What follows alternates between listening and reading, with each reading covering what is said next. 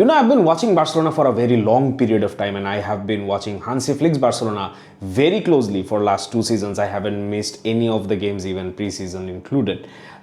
In the last 2 seasons, Hansi Flick's Barcelona did seem convincing, did seem surprising, did seem interesting. And in general, in the first season, it was a season where there was a lot of rebuild, there was a transition, there were very little expectation from the part of the fans and all the fans of football and La Liga across the world.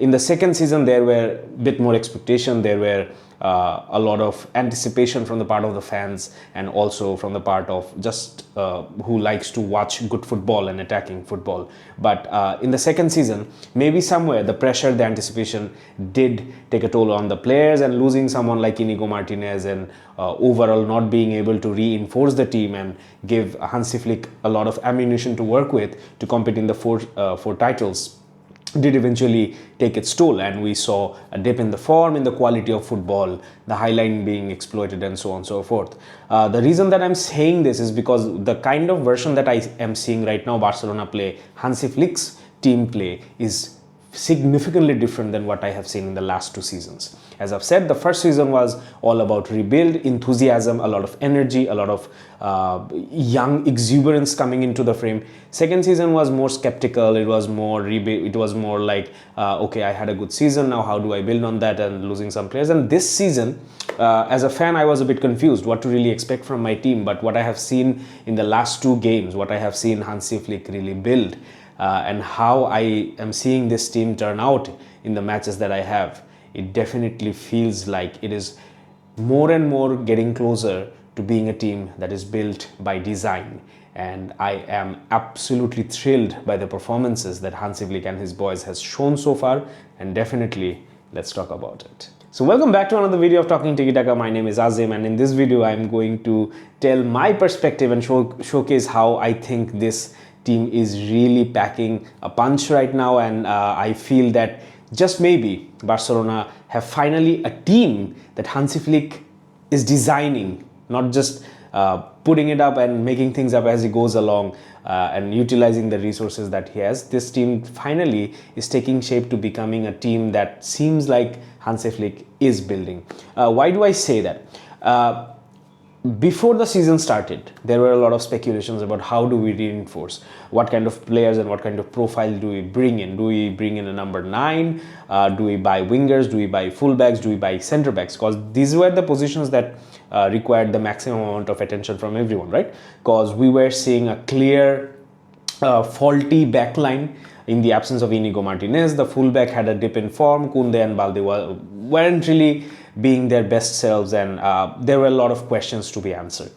So what we saw in the transfer window is basically the first player that we brought is Gordon for a very hefty amount of transfer fee, and that raised some eyebrows, that kind of generated a lot of questions. And maybe for the sake of argument, you could really say that, is Gordon really an 80 million worth profile?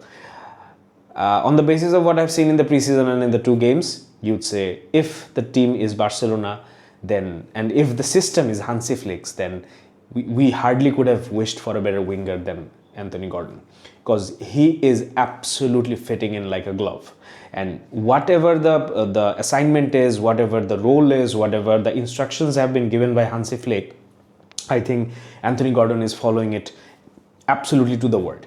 And what kind of performance that what we have seen in the last 2 games from Anthony Gordon is, it goes beyond just statistics. If you are a Barca faithful, if you have been following this team for a long period of time, even if you are following this team since Hansi Flick joined, you would see that we have not been able to properly give rest to Raphinha in terms of responsibilities. When Raphinha used to play in the left wing, we could see that his role was not just about scoring or assisting. His primary role was to be that enforcer right from the start of your position, and that kind of a role we couldn't really substitute with anyone.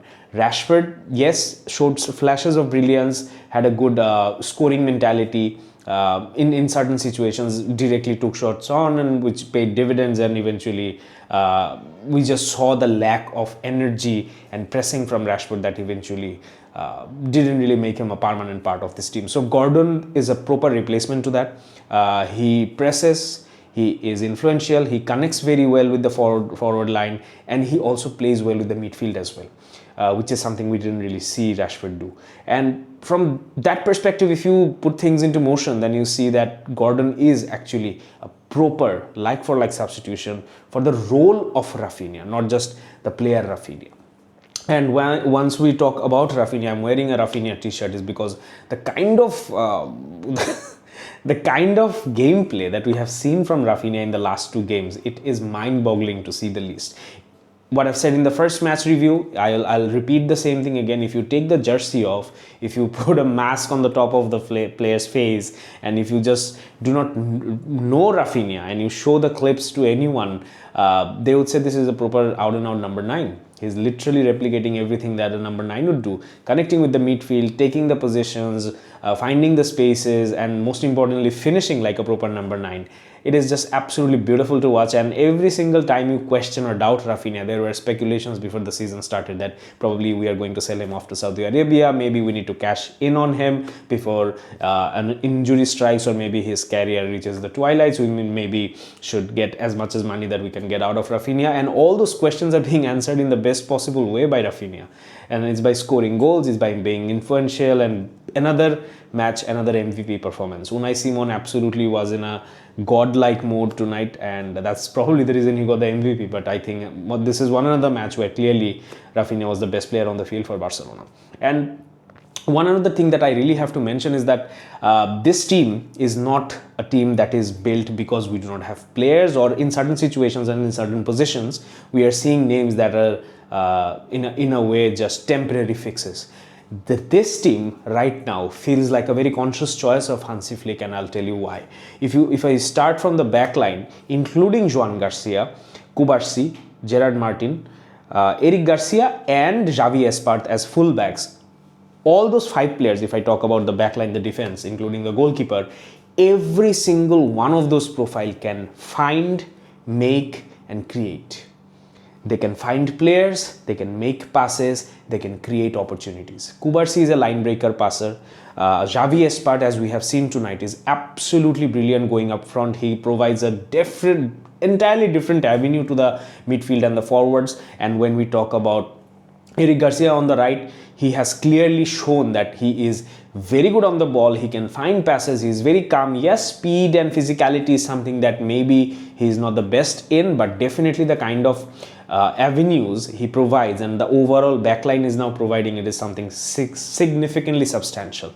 Because in the Hansi Flick system, where you play uber offensive football, you need all the players to join in the attack, and you need also all the players to be able to defend. So this offensive gameplay of Hansi Flick, and I see a lot of argument going on that do we really need to sacrifice the high line and the offside trap? The answer to it is very simple. You cannot give someone a sword and ask him to go join a fight where you are fighting with guns. It doesn't work like that. A specific format works because a specific format demands certain weapons. So Hansi Flick's football is offensive, it's attacking, it's positive, it's front foot football, and you cannot sacrifice the offside trap and expect the Hansi Flick system to work in the offensive.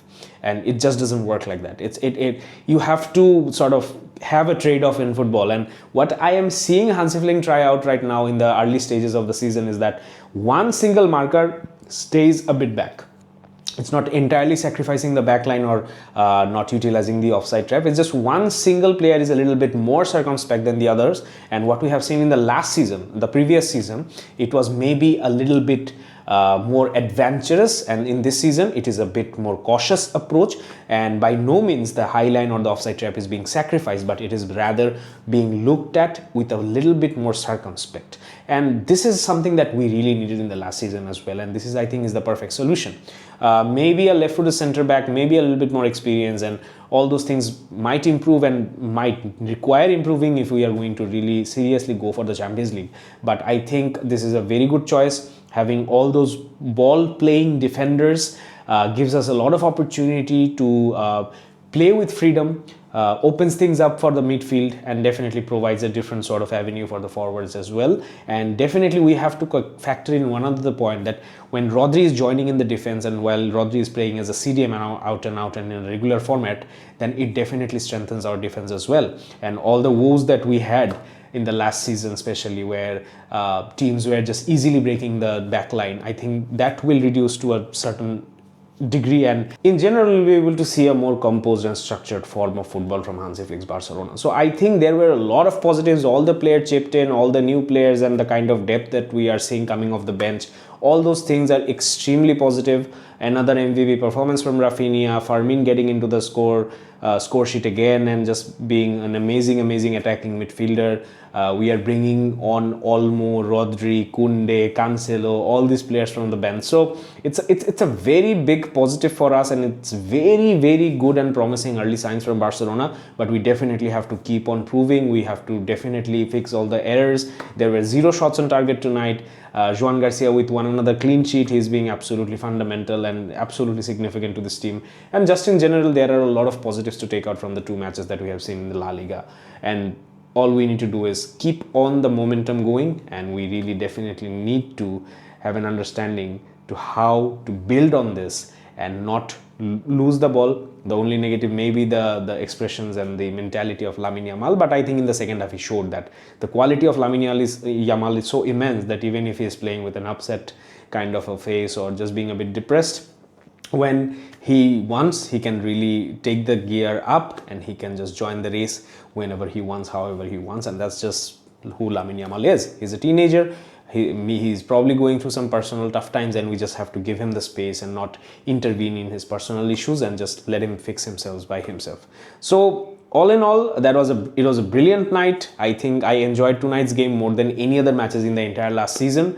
Brilliant football, over 70% possession, almost 20 to 25 shots, 3.5 xg. As a Barca fan, there is hardly more that I could have asked for from tonight, and definitely looking forward to the next match. So see you in the next video. Till then, and as always, Visca el Barça.